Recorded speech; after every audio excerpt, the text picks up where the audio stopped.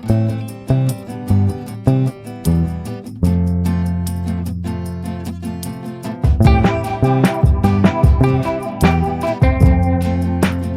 everyone, my name is Dr. Yonit Arthur.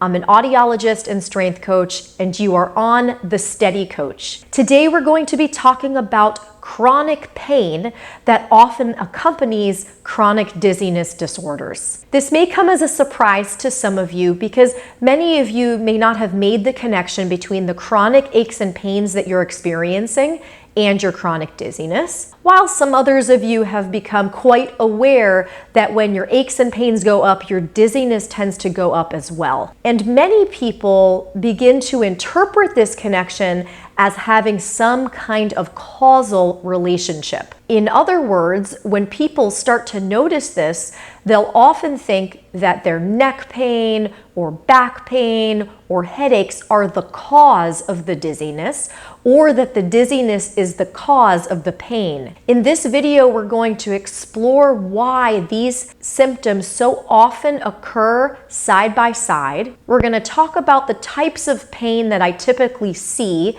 when people are dealing with a chronic dizziness disorder, and we're going to talk about a general strategy for recovery. So to start off with, let's just put this on the table. What do I see in my clients who have chronic dizziness and who are also suffering from pain? The most common ones are headaches, migraines, head pressure, ear pain and pressure, and neck pain and tightness. But I will also see all sorts of musculoskeletal pain, pain in the shoulders, pain in the elbows, the wrists, the ankles, the knees, and the hips. I see quite a bit of back pain as well, and occasionally pelvic pain or intimate pain. Some people also have unexplained abdominal pain. Now, for most of you, you've probably had these aches and pains checked out and no medical cause was found for them. Some of you, however, may have been diagnosed with herniations or bulging discs or stenosis, or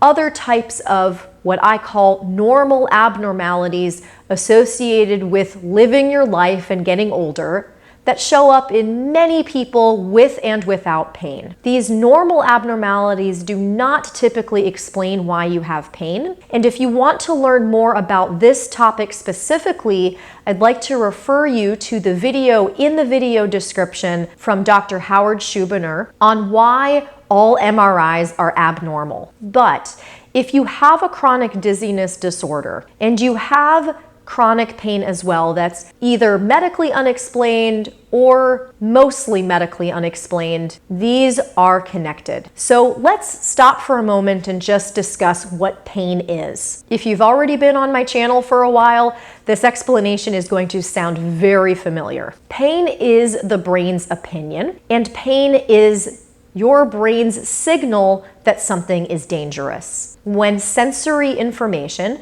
so information from your senses, comes into your brain quickly processes that information, compares it to some of its past experiences, and has to make a judgment call on whether that sensory information is dangerous or not. If your brain's opinion is that that sensory information is dangerous, it will produce pain. When this mechanism works, it works beautifully. We learn via pain not to do things that could damage our bodies, like touch a hot stove or step on a nail. But to understand why pain becomes chronic, you need to understand two principles that, again, if you've watched my channel, are going to be very familiar to you. Those two principles are danger mode in the brain and prediction errors. Danger mode basically means that when our bodies sense danger, when our nervous systems understand that we have to respond to danger, many changes occur in our body to help prepare us for action. If you're afraid of spiders and you see one crawling across the floor,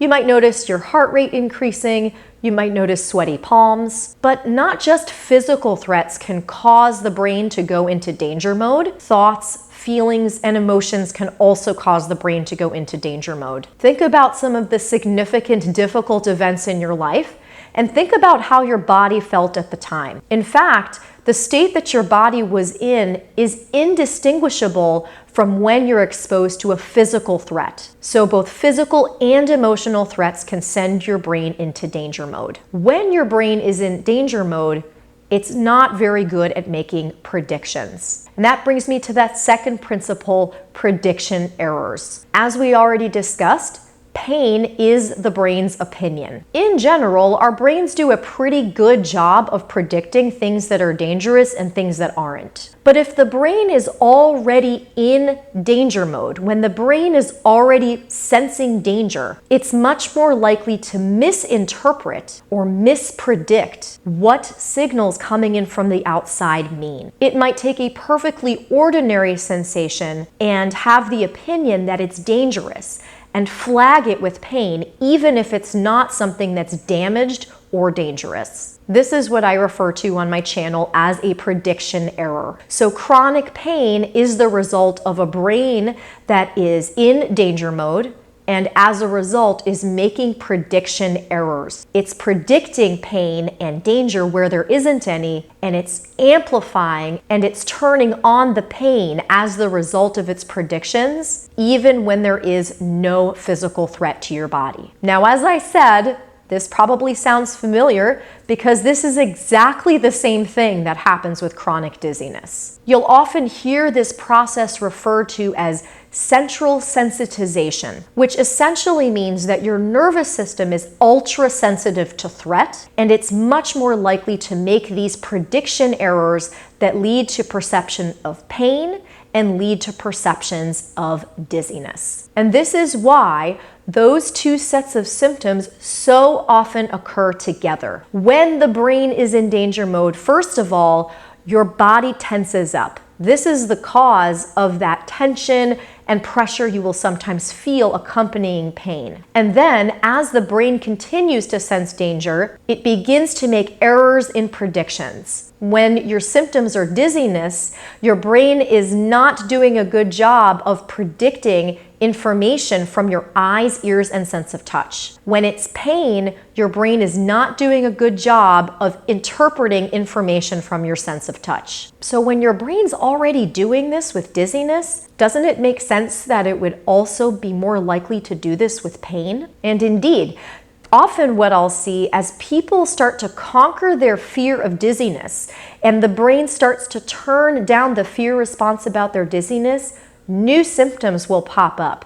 And I refer to this as symptom drift, but often that symptom drift that occurs ends up being pain rather than dizziness, because when pain provokes that alarm response from you, danger mode keeps going. So let's just talk about the general strategy for dealing with pain. In general, it's really no different from dizziness, in the sense that the most important component here is understanding that there's nothing physically wrong with you, and that ultimately, as awful as the pain may feel, it is the result of a brain prediction error or simply a brain mistake. That alone can help reduce the fear mode. And when the fear is reduced and danger mode is reduced, your brain is a lot less likely to make that brain error. But I have some extra tools here to help you along. The first tool is to practice not reacting to the pain. And again, some of this may result just from understanding that the pain is a prediction error, just like your dizziness. But pain actually responds really well to tools like somatic tracking. That also helps you learn to not react so much to your symptoms. You can also just simply say to yourself, I'm safe and this is a false alarm. The second thing you can do is show the pain that you're not afraid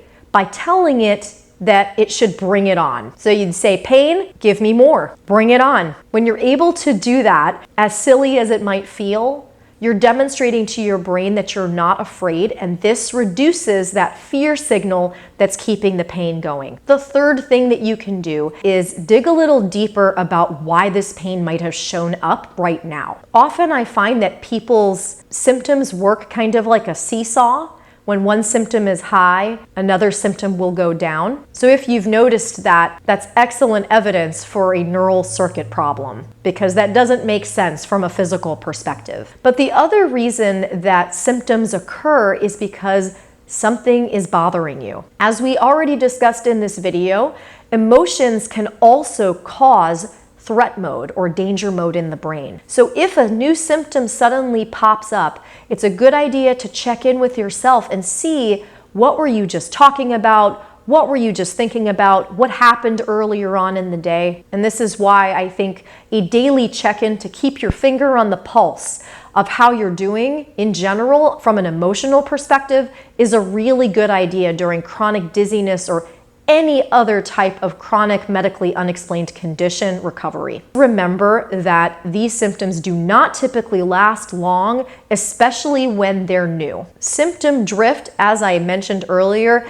tends to happen as you start to reduce your fear of other symptoms. And if you're able to not react with a lot of fear to this new symptom, typically they go away very quickly. They tend to stick around a lot more when people are afraid of the new symptom, or if the symptom has been around for a while and that person needs some time to unlearn that fear of the symptom. And the final thing that I would suggest doing with pain specifically is moving. Moving is really important for dizziness recovery, but movement is also important for pain recovery because, as we've talked about in previous videos, avoidance and babying ourselves because we have pain or dizziness or any other symptom sends a message of fear to the brain. When we send a message of fear to the brain, we're feeding into that danger mode cycle that's keeping the dizziness or pain symptoms going. So, if you've noticed that your symptoms tend to get worse with pain, or pain has come along with your symptoms, it's not because they're causing each other. It's because they both have a common cause, which is danger mode in the brain. By getting directly to the source of this problem and addressing danger mode in the brain via the methods I just discussed and all the other methods I talked about on my channel, you're going to be able to resolve your medically unexplained pain as well. I hope this video was helpful. If you enjoyed it, please like, share, and subscribe. And of course, I look forward to your questions and comments below. Take care, everyone. Talk to you soon.